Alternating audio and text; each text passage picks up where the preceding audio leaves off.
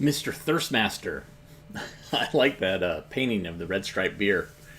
Um, yeah, so that's some home movies that were taken on vacation in 1958. And they were on a cruise, Caribbean. And yeah, fascinating look. I'm Skip Alzheimer, and we watch old 16 millimeter films here on the AV Geeks Lunchtime Streaming Show. And happy to see everybody. What do we got lined up here? What do we got? Yeah, why don't we do this? What is this called? I have a film set up on the scanner. This is drafting occupations and opportunities. Enjoy. Oops.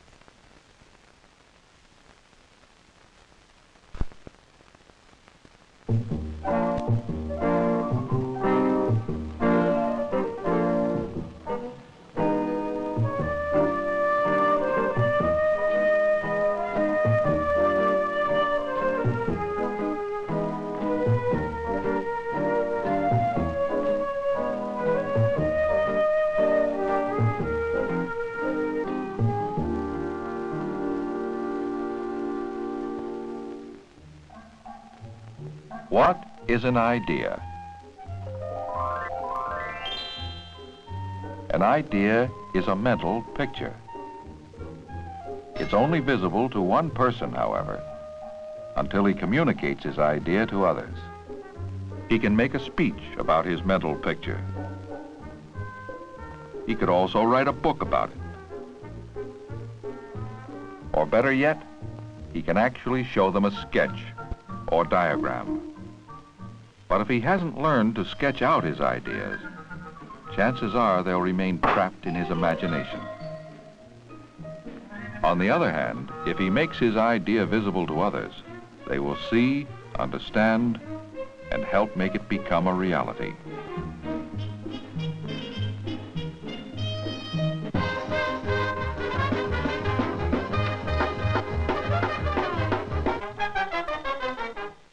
Yes, those who have learned drafting can put their ideas on paper, analyze, develop, and improve them.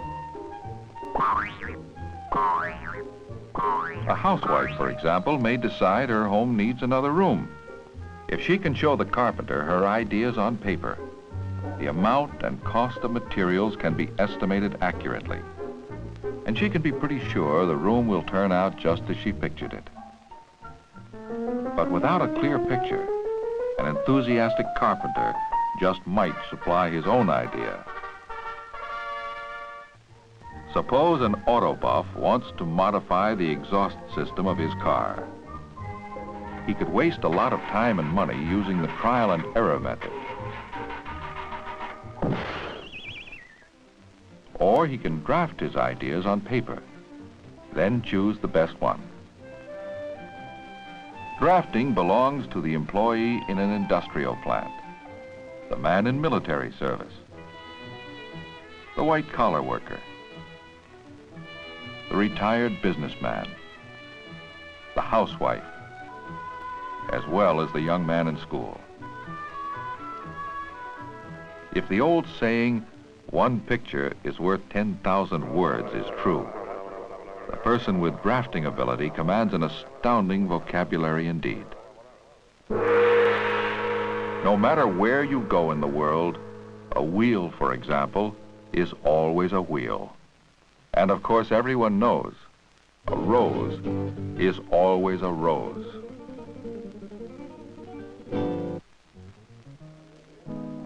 How can you learn to communicate in this visual language? This is a basic course in drafting offered by most high schools. First, you'll learn to use some of the tools of drafting.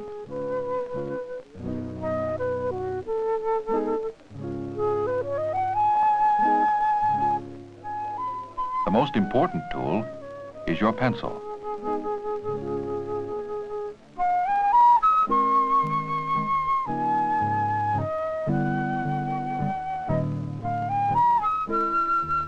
You'll develop the ability to do freehand sketching. Through drawing, you'll be able to describe visually the size and shape of just about any object. You'll start becoming fluent in this new visual language. You'll learn to read it and write it.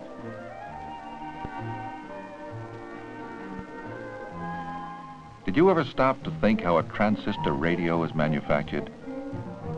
A lot of this kind of reading and writing goes into the planning of it. The same kind of planning goes into a complex computer.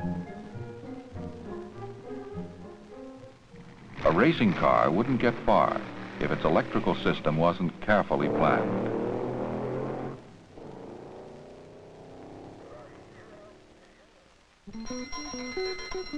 Even a doorbell has a circuit diagram.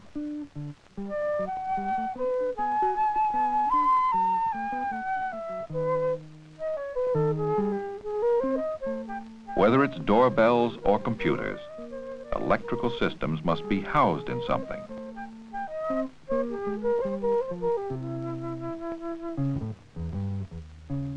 Often these enclosures are made of sheet metal. From housing electronic components to building an airplane, you must have sheet metal drafting.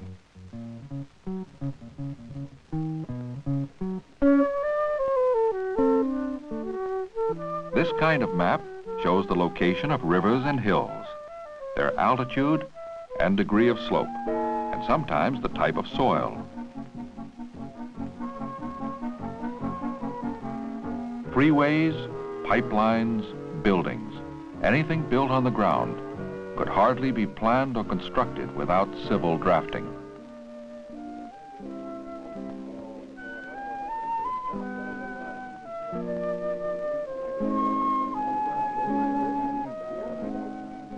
Electronic drafting is the mapping out of electrical circuits.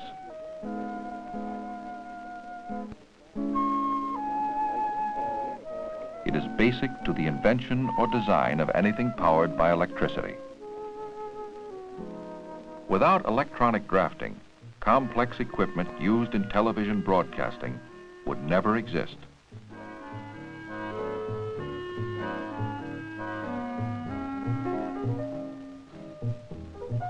And to maintain and operate this equipment at the TV station, you have to know how to read the schematics or diagrams.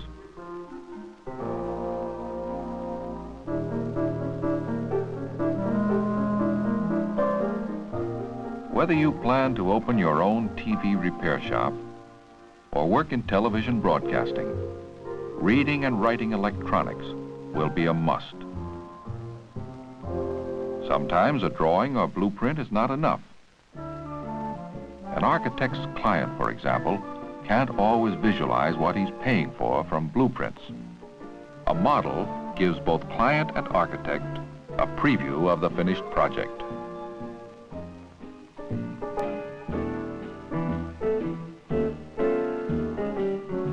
Model building is important in developing engineering and visual concepts in many industries.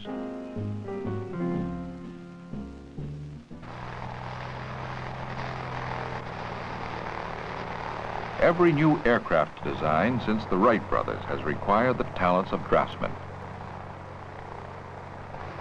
Drafting has been an important part of the history and evolution of aircraft.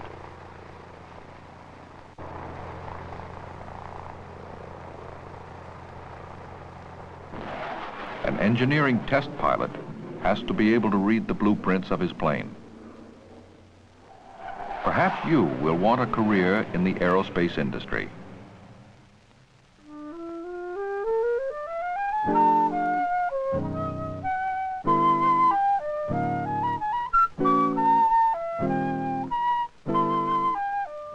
Whether you choose a career in architecture or engineering, structural drafting is a basic requirement.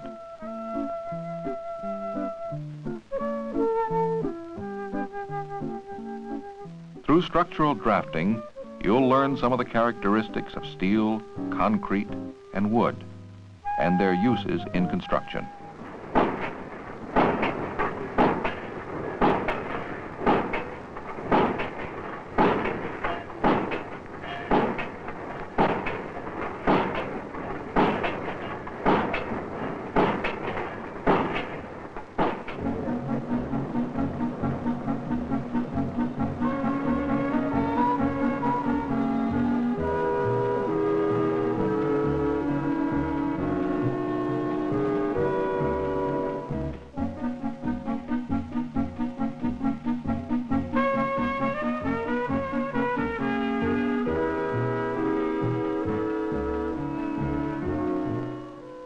And in most construction projects, you will find pipes.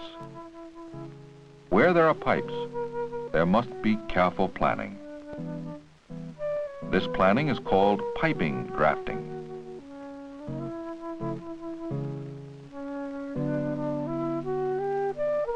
Knowing where the pipes will go is as vital to the building of a new high school as it is to the construction of an entire oil refinery.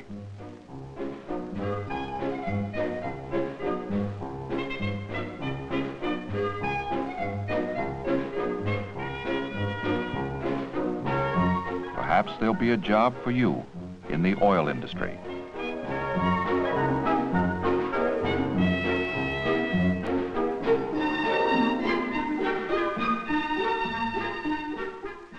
Many businesses rely on charts and graphs in planning their future. Charts showing important relationships between manufacturing methods and output, business outlook, or employment forecasts serve as a visual history. The making of these charts and graphs is called statistical drafting. How many industries do you think might need statistical draftsmen? For architects, engineers, and designers in any phase of industry, visual communication, or drafting, is a necessary professional language.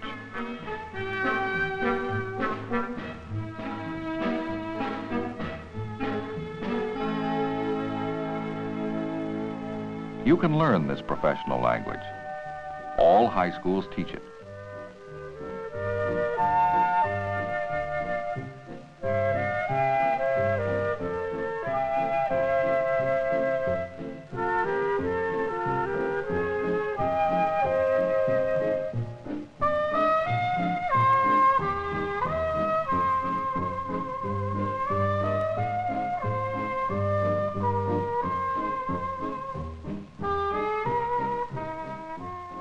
Everything that is manufactured has to be drafted. There will always be a need for draftsmen. Drafting skills open the way to many career possibilities.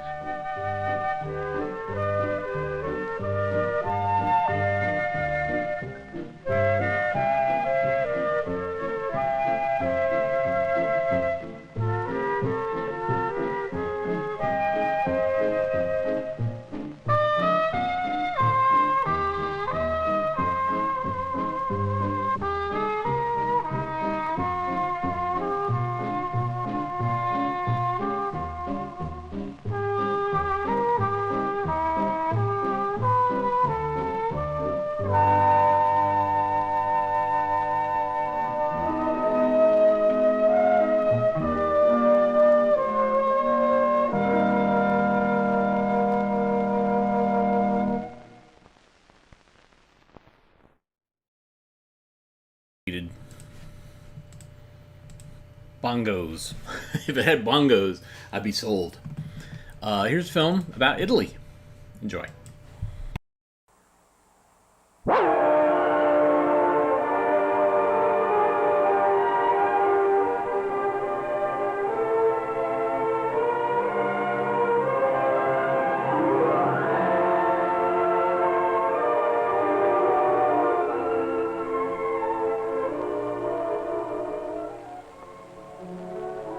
Along the southern shores of Europe, an oddly shaped peninsula is thrust into the Mediterranean Sea, Italy. And though Italy looks like a boot, it is an odd boot indeed. It dips its toe into some of the warmest, bluest waters in the world, while at the top, its snow-capped mountains are open to cold winds. Yes, this is Italy, a peninsula of contrast, at once old-fashioned, modern and up-to-date, artistic and religious, where the people of today live side by side with the relics of a long and rich past.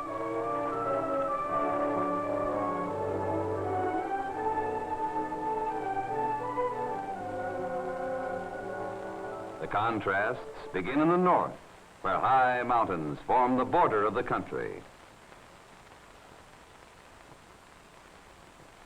These are the Alps, whose snow-covered peaks have protected Italy for centuries from the threat of invasion. But at the same time, these rugged mountains have also isolated Italy from peaceful contact with her neighbors to the north.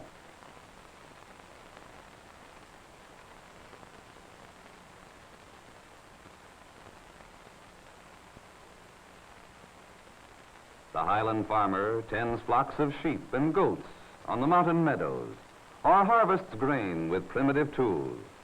These northern mountain dwellers have had closer contact with their Swiss and Austrian neighbors than the southern Italians.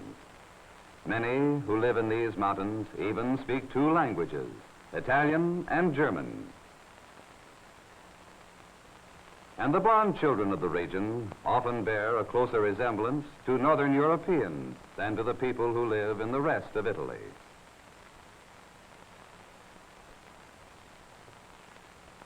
There is a natural beauty to these mountain regions that is continually refreshing, but every deep-walled alpine valley reminds us that roads through the mountains are few and costly.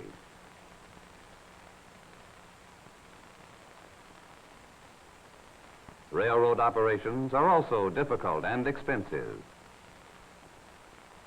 Sometimes the northern Italians find it more practical to use cableways to reach mountain villages. Often a cable car rises high into the mountains past the many waterfalls that are common in the Alps, and that are an important source of power for northern Italy. Mountain streams, harnessed by huge hydroelectric plants, run the trains and the cable cars, light the cities, and make the industrial machinery turn all over northern Italy. Most Italian industry is in the north, in the wide Po Valley, largest flat area in a country ribbed with hills and mountains. In the Po Valley is the city of Turin, important manufacturing center.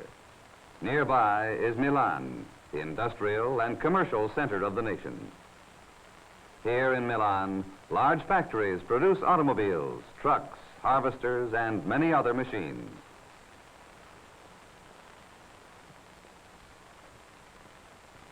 Near the factories, and in sharp contrast to them, is the Milan Cathedral, one of the world's most beautiful buildings, a white marble structure whose construction was begun more than 4 centuries ago. The railway depot at Milan is the hub of rail transportation for northern Italy. Here in the flat Po Valley, railroads can operate efficiently, and highways can be built straight and level. And here in the broad flat fields, there is room for the power tools of modern agriculture, like tractors, plows, and harvesters, which run most efficiently on level land. The machines and commerce of the Po Valley make this the most prosperous section of all Italy. Below the Po Valley runs another range of mountains. They are not as high and rugged as the Alps, but their slopes are still not suitable for the use of the farming machinery seen in the Po Valley. In the same steep fields where grain is being raised, there are olive trees, and between them, strung on wires, are grapevines. 3 crops are raised in this one field to get the greatest possible use from the soil. On such poor land, farmers can rarely afford machinery, and oxen are often used to pull farming tools and carts. Where there is no machinery and no power, water has to be carted into the farmyard by wagon. The farmer's wife often has to carry it into the house, bucket by bucket. The wife of an Apennine farmer often uses corn stalks to heat the bricks in her outdoor oven. After the ashes have been swept out, loaves of dough are brought from the kitchen, put on wooden paddles, and pushed into the oven where heat from the bricks will bake them into bread. Rural life in the Apennines, with its crude farming and cooking methods, has been virtually unchanged for centuries. Some hills are crowned by ancient cities, often built over 1,000 years ago in medieval times. Their high walls were protection against warlike neighbors.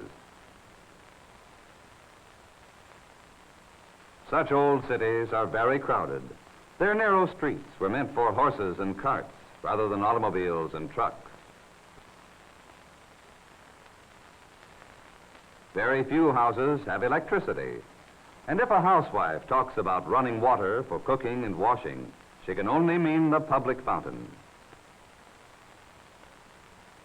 The girls washing clothes here can look up and see a fine old cathedral, a monument testifying to the patience and skill of their forefathers, the medieval artisans and craftsmen who built these structures with loving care more than 5 centuries ago.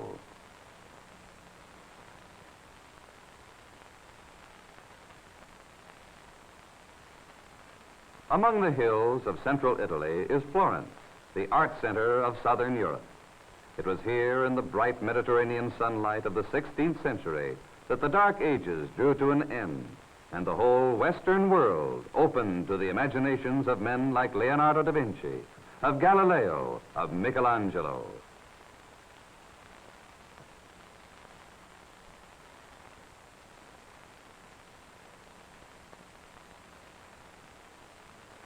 The Ponte Vecchio, or Old Bridge, was standing over 100 years before Columbus discovered America. On the bridge are shops of jewelers and silversmiths, which for centuries have been occupied by skilled craftsmen. Here, many Florentines hand tool leather into lovely examples of artistry, or with skilled hands carve delicate patterns in objects of silver. Their work helps preserve the reputation of their city, Florence, as the birthplace of the Renaissance. Another of the great cities of central Italy is Rome. Scattered among the modern buildings of the city are ruins that tell the story of the growth and decline of one of history's greatest empires. About 3,000 years ago, Rome was just a small village centered around a marketplace and protected by a walled fortress on the Palatine Hill. As centuries passed, Rome conquered her neighbors, extending the limits of her empire to include almost all of Europe and the Mediterranean shores. By this time, the simple village of Rome had grown into a magnificent city, and the marketplace had become the Roman Forum, the center of government for the great Roman Empire. In this huge arena, the Colosseum, games, athletic contests, and spectacles were held. Now, in modern times, the Colosseum is a huge ruin. Many of the old Roman buildings were destroyed when the empire was invaded by the Vandals. Destruction continued in the following centuries of the Dark Ages. Today, in the ancient Roman Forum, only a few marble columns and ruined arches remain of the powerful city which once ruled Europe. Modern Rome is an important center of the Christian religion, and here one large branch of Christianity has its focal point, Vatican City. The Vatican is only 108 acres in size and is completely surrounded by the city of Rome.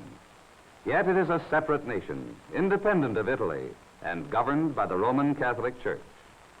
Within its walls are gardens, art museums, libraries, public buildings, and quarters for about 1,000 persons who live there. The city is protected by Swiss guards, wearing bright costumes designed by the great Renaissance artist Michelangelo centuries ago. The Vatican's most important building is St. Peter's Cathedral. Although this huge church was built about 400 years ago, it is still one of the world's largest and finest buildings. Outside the Vatican walls and all around it lies Rome, the capital of Italy, and a metropolis as modern as any of the capitals of the world. Southern Italy's most important city is the seaport of Naples. Built around a natural bay, Naples has a fine harbor that attracts shipping from all over the world. Shipping that brings food that cannot be grown on the rugged Italian soil, and the iron ore, the oil, and the coal that Italy needs for her factories but does not have in her land. Naples has the wide avenues of a busy, modern city, and it has the narrow and crowded streets that are far more common in southern Italy than in the more prosperous north.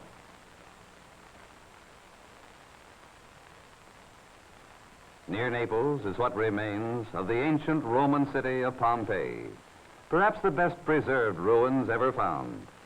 Mount Vesuvius, an active volcano, erupted nearly 2,000 years ago and smothered an entire living city under a 20-foot blanket of ashes. Today, most of those ashes have been removed. Much of our knowledge about life as it was lived in the ancient Roman Empire comes from the many inlaid mosaics, statues, wall paintings, and utensils that have been found in the excavation of Pompeii. Along the coast near Naples are many small villages whose people make their living from the sea. Here, nets are being dried in the same way they have been dried for hundreds of years and are carefully mended before being reset.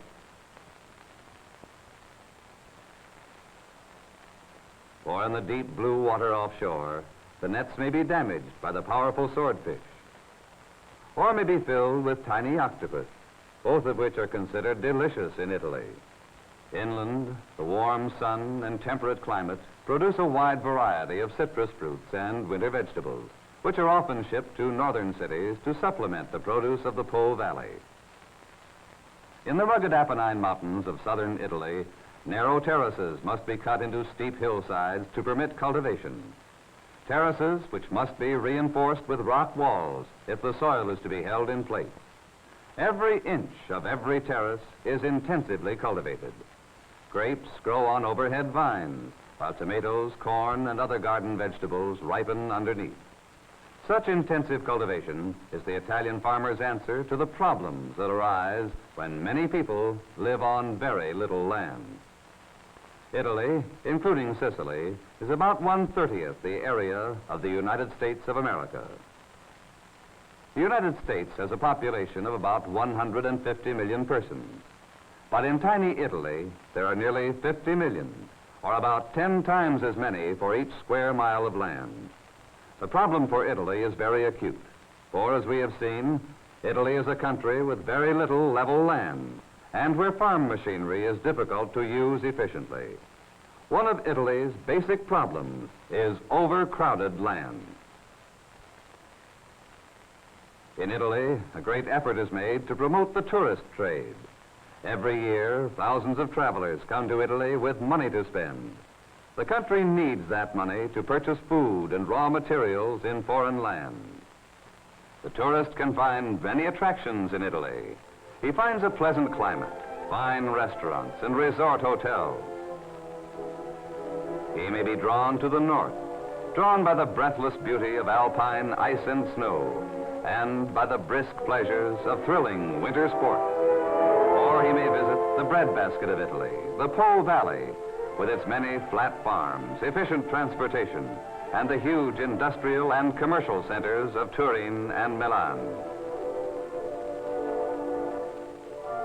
In the Apennine Mountains, the visitor may wonder at the fortified cities of medieval times.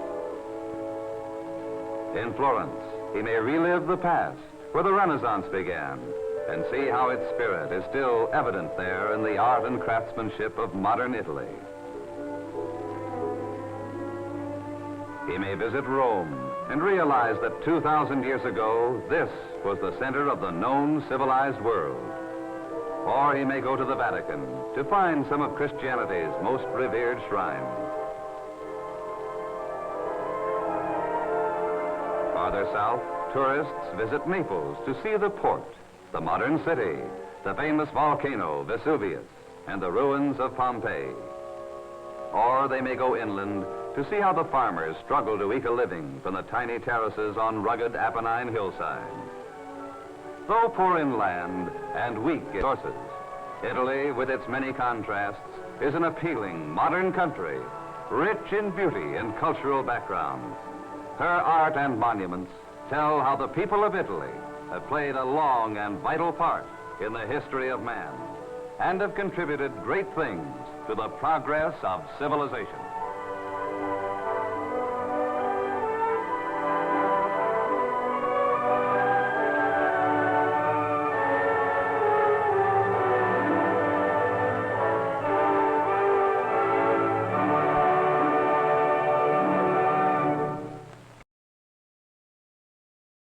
Part history, part travelogue, part geographic film. It's Encyclopedia Britannica. Beautiful color. The funny thing is, it was shot on Kodachrome and then they processed it to Kodachrome, which actually literally made it contrasty. What happens is the shadows get crushed, and so that you lose that detail in the shadows because, Kodachrome's great, but if you're not paying attention, you can make something that's very, very contrasty. All right, so behind me I have a film set up that I have not seen. This is great. I occasionally go, I try at least once or twice a show when I'm here to go and find something that on the shelf that I just haven't seen. So there's a bunch of rooms and there's a bunch of shelving units, and so this one I was like, oh, huh. Yeah, I don't know this one. So, hopefully I haven't shown it. I don't see any evidence of it. But this is On Two Wheels. Now, it's a little warped, so we might run into some problems. I did put this on it, which, what happens is when the film is like going on to the core, it might build up and then start what I call making pottery, where it starts kind of funneling out, and then at some point it just collapses. And then it's 20 minutes to an hour of trying to detangle film. So put that on place. That helps. It's foam core and it just kind of keeps it nudged. So hopefully this is going to work. On Two Wheels.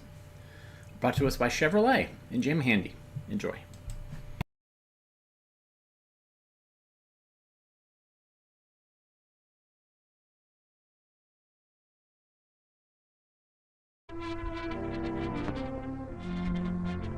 Hear ye, anyone having business before honorable court, a juvenile traffic court, sickle riding. Here, youth riders who break traffic laws are up before a judge under of their own age. And there are many of these juvenile traffic courts in America today. And there's this morning.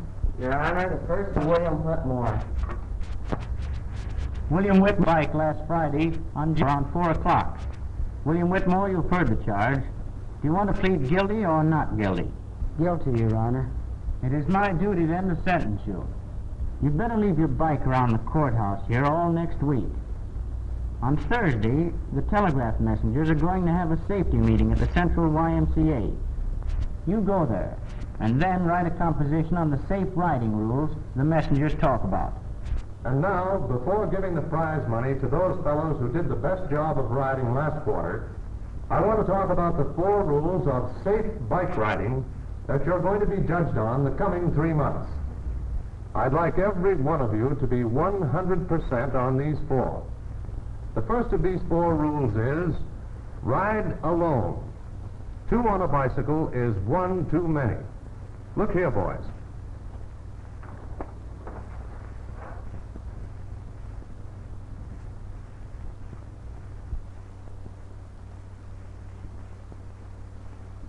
When you ride another fellow on the handlebars or crossbar, this is what happens.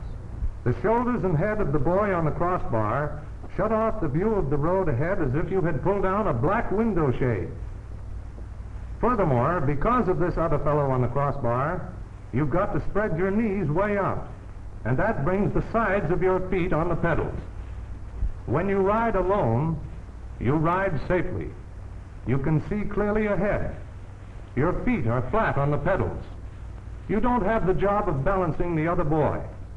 So rule number 1 is ride alone.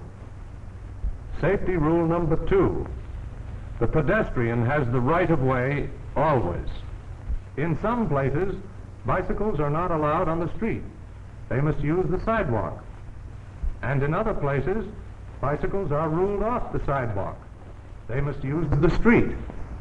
So you fellows will have to learn the local regulations. And above everything else, remember that the pedestrian has the right of way. And now for number 3. To say it in Saturday afternoon English, use your own power. Don't hitch. When you hitch a ride, you're really riding blind. You're depending on that fellow who's doing the driving to keep going in a straight line. But sometimes the driver stops suddenly or turns sharply. When you use your own power and keep both your hands on the handlebars, you have complete control of the bike. When you've got the bike under control, you're safe. Our 4th rule is based on traffic signs.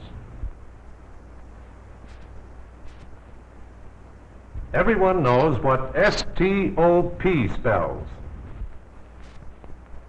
Stop means just what it says, nothing less. It's not enough to almost stop at stop streets. You must actually stop. You're safe only when you obey the traffic signs, all of them. Just as stop means stop, slow means slow. The signs are put up there for your protection as well as for the school kids. So, fellows, in the next 3 months, let's have 3 no-accident months. These bicycle riders have made some fine safety records. Under all conditions, they have ridden safely, and Bill Whitmore has learned from them. The Juvenile Traffic Court has helped safety. Mary Louise, you rode a bike that wasn't in good repair. Over on Orchard Avenue last Monday, your bike upset and knocked down another girl on a bicycle.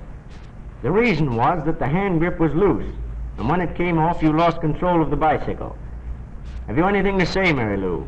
Guilty or not guilty? I'm guilty, all right, Your Honor. I'll have to ask you to leave your bike here at the courthouse for a week. Then, there's a rent-a-bike man out here at the park. Recommend. You see, I was sentenced because my bicycle wasn't in good condition, and so I wasn't a safe rider. Our traffic court wants everybody to ride safely. The court sounds like a good idea to me. Nowadays, with just about every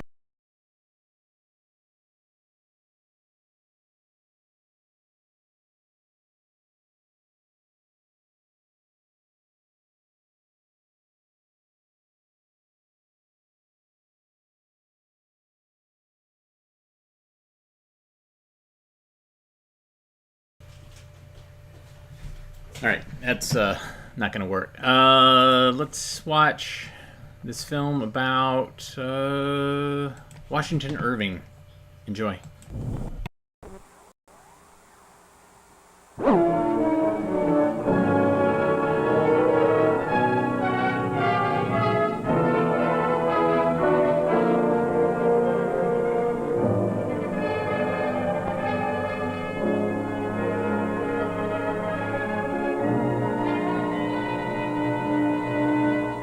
If, however, I can, by a lucky chance in these days of evil, rub out one wrinkle from the brow of care, and make my reader more in good humor with his fellow beings and himself, surely, surely I shall not then have written entirely in vain. Washington Irving. Washington Irving, who created American legend, was the youngest of William and Sarah Irving's 11 children.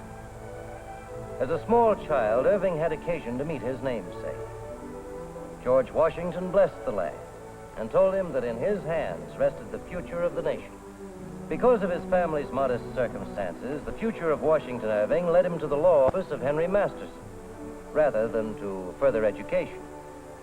His natural geniality brought him into the social life of New York, and brought him to read books of travel, rather than put full emphasis upon the study of the law. In 1802, Peter Irving became the anonymous editor of a newspaper known as The Corrector, to which his younger brother Washington became a regular contributor. William, what do you think is causing the most comment of any portion of The Corrector? I have no idea, Peter. I would imagine your editorials. Hardly. It's the letters of Jonathan Old-Style Gentleman. You mean those pieces Washington gives you? Absolutely. Every tea table in New York buzzes with word of Jonathan Old-Style and his lively satire on New York theater and society. Our baby brother has become a new tattler. Congratulations, Peter. The Irvings have finally developed a talent in their midst. I thought it might be you.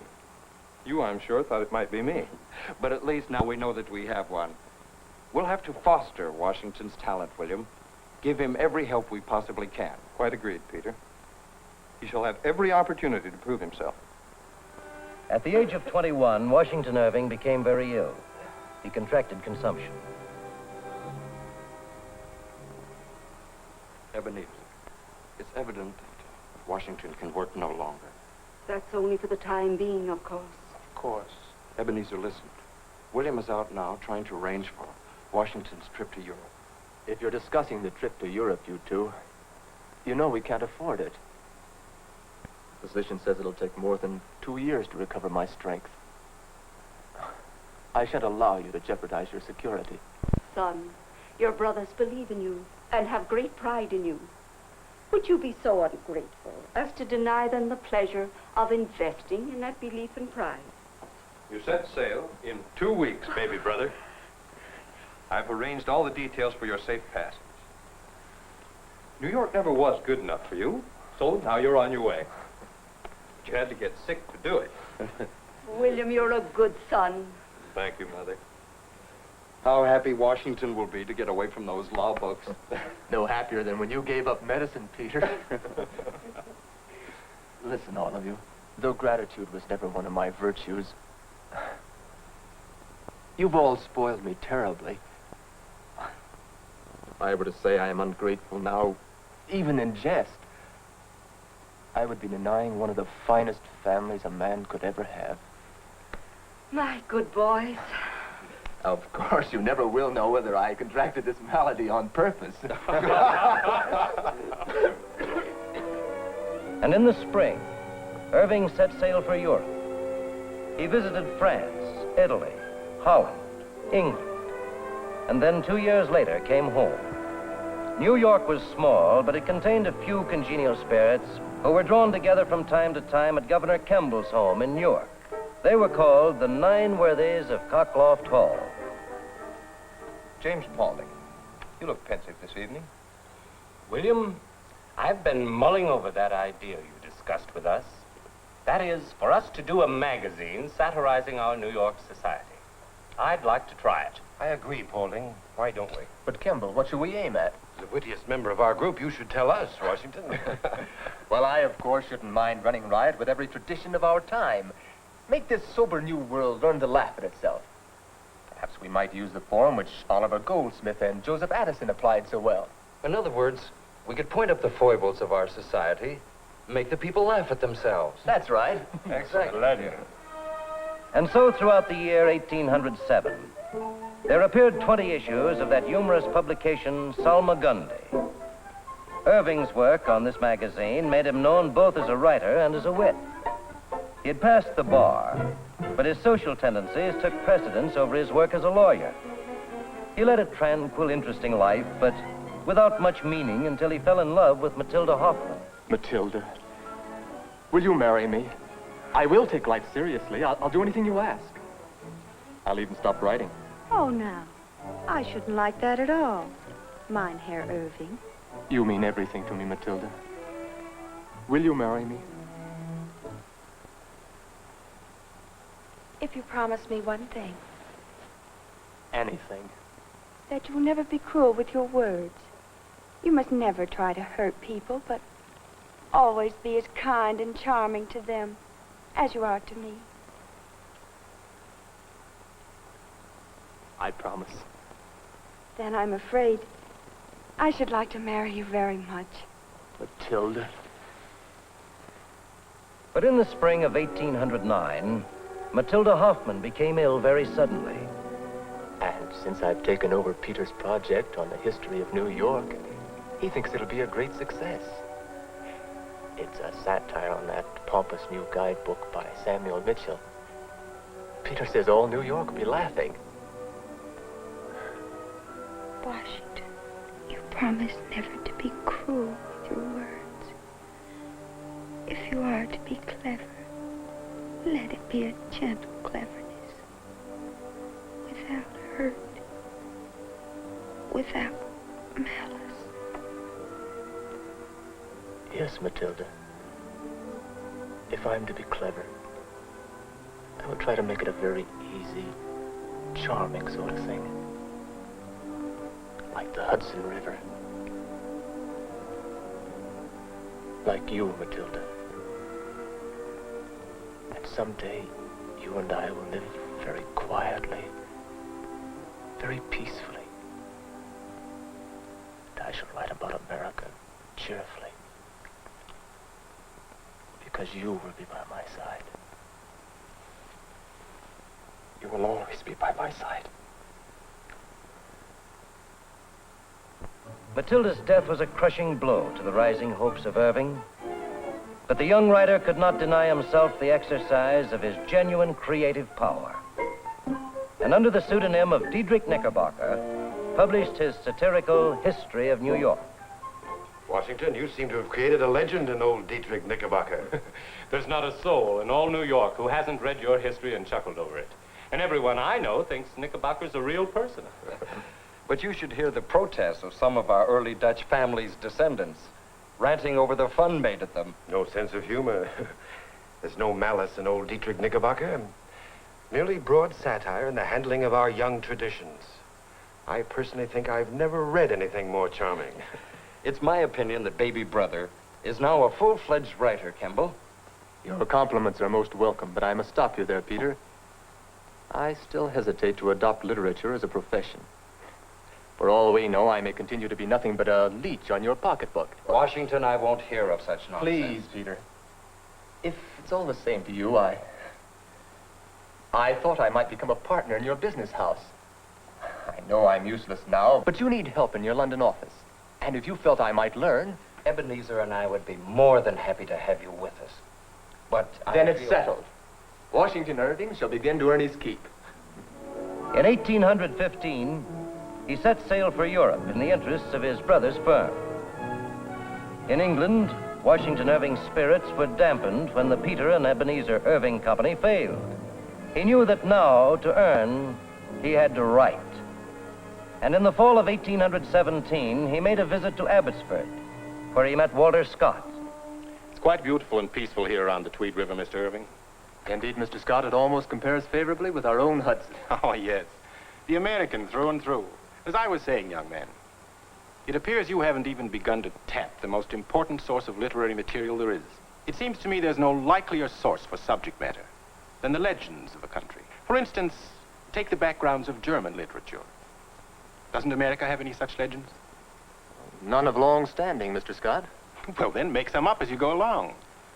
Study the German language and literature, and you'll see what I'm driving at. Right from the legendary strain, and you'll never go wrong. Walter Scott fixed legend in the mind of Washington Irving, and he took up the study of German and began work on the first draft of Rip Van Winkle. In this series of sketches, I'm writing under the name of Geoffrey Crayon. In a number of the sketches, I develop humorous legends. For instance? Well, in one of the stories, called The Legend of Sleepy Hollow, my hero is a schoolmaster by the name of Ichabod Crane. Here, read this. He was tall but exceedingly lank, with narrow shoulders, long arms and legs, hands that dangled a mile out of his sleeves, and feet that might have served for shovels. And his whole frame most loosely hung together. One might have mistaken him for some scarecrow eloped from a cornfield. In the following 2 years, Irving sent installments of Geoffrey Crayon sketches to be published in New York. They attained immediate popularity, not only in America, but in London as well. England's been most courteous to me, Sir Walter. As it should be. It is you who have dispelled the English impression of the American writer. That of a kind of demi-savage with a feather in his hand instead of on his head. Now you have answered Sidney Smith's question, who reads an American book? Tell me, with your success, are you now financially secure? I don't believe I shall ever want for anything ever again. And I can never thank you enough for leading me to legend, Sir Walter. You must continue to use your very fine talents well, Irving. Your phenomenal success places you in the public eye. Irving received a letter from the American minister to Spain, attaching him to the legation in Madrid. There he lived with Obadiah Rich, the famous Spanish-American bibliographer, and worked on his biography of Columbus. Well, I'm through for today. Now that you are almost finished with your work on Columbus, Irving, I believe you have proved to yourself that you can be more than a humorist. Well, this opportunity has given me added faith again. The rich, unpenetrated folklore of Spain is like wine to me. Though Spanish history is fascinating, the legends of the Alhambra and Granada are even more absorbing. It would seem to me that you are the man to set them down for all to read. Irving's The Tales of the Alhambra and the Conquest of Granada are steeped in the atmosphere of later Moorish history and are filled with the pathos of a great race historically struggling against fate. In 1832, after an absence of 17 years, Irving returned to New York. He found himself the object of the affection and admiration of the entire country. And I should like to reaffirm, after this long absence from my native land and people, I should like to reaffirm my unchanging love for America.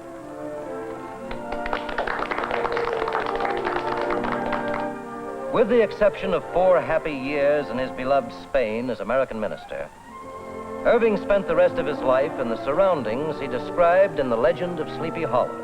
He brought his brothers and their families to live with him at Sunnyside-on-the-Hudson, where he wrote the life of Oliver Goldsmith, Muhammad and his successors, and finally his 5-volume life of George Washington, which he completed at the age of 76.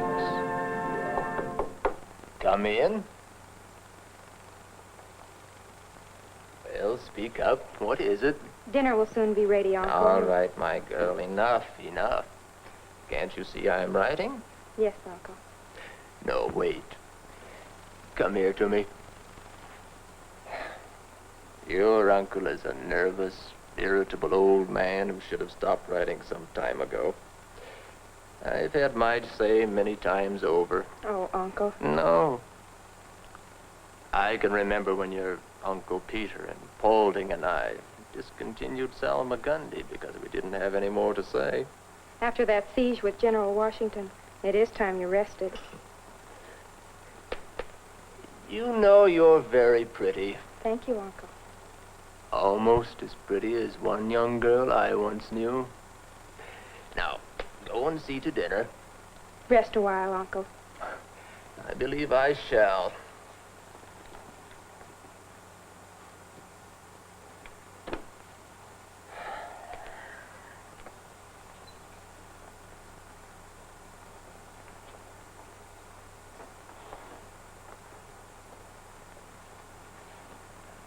My, how you wearied me, General.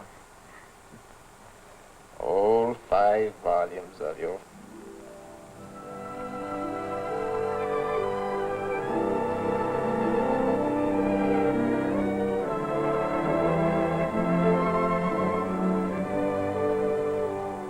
The girl arrived, not an ounce of energy too soon.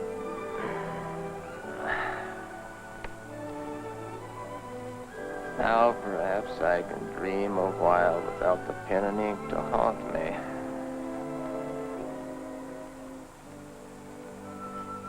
Hello there, Rip Van Winkle. Still sleeping in the sun of the Catskill legend? You and I will someday have a good long rest together. There you are, Diedrich Knickerbocker. What of Ichabod Crane, our most worthy pedagogue of Sleepy Hollow? We had great fun together, gentlemen. Oh, yes, Rip. Even to this day, they never hear a thunderstorm about the Catskills. But they say it's Hendrik Hudson and his crew at their game of 9 pins.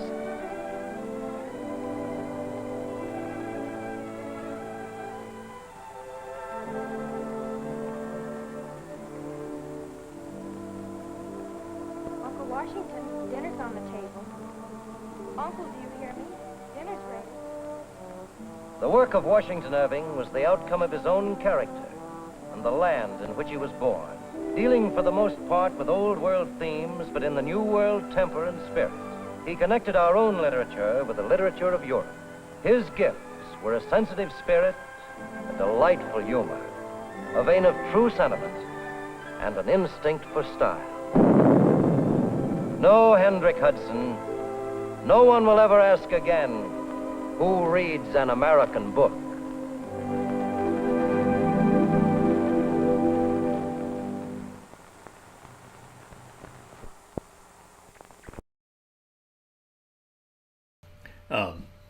I love, he's now 77. Oh, niece, I've so tired from writing about George Washington. I think that there's a series of these films. And I feel like they were made by Emerson. And this is something that Encyclopedia Britannica, they brought into the fold. Emerson and Eastman teaching films and a couple of other things. And so there are these little 20-minute biographies, and they're all played out the same. They're all this kind of idyllic, people talking in a play. But, yeah. And I was in the Catskills. My wife and I went, hung out with some friends 2 years ago. It was very hot. I was hoping it was going to be cool there, that the mountains were going to cool things off, but no, it was unseasonably hot. But it was a beautiful town, Catskill, New York. I recommend visiting. All right. Thanks, everybody, for tuning in. If you like what you saw, hit the thumbs up. Thank you, Richie Ruggs, for the donation. That's one way you can support us.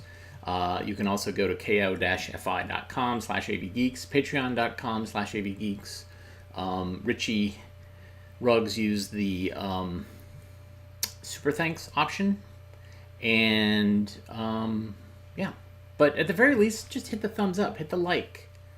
Yeah. So we'll be back again tomorrow. Everybody have a great rest of your Wednesday. Take care.